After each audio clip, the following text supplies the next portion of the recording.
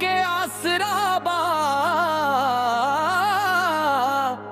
भक्त के लाज बचाई।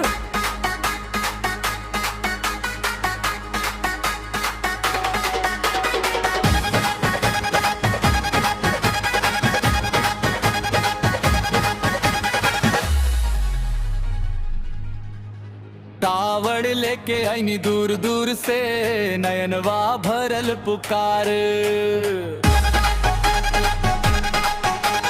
गंगा जल चढ़ाइब, बेलवा चढ़ाइब, दीही अपना प्यार।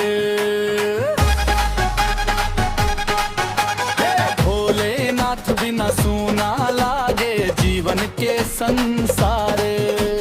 डमरू के धुनिया गूंजे कशी, हर हर बम के नाद।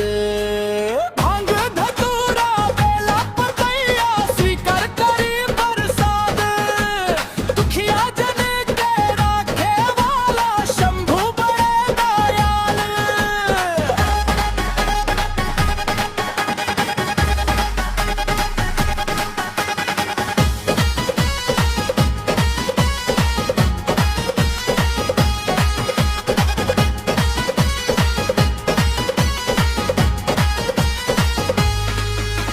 ना मांगी धन दौलत बाबा, ना मांगी राज सिंहासन।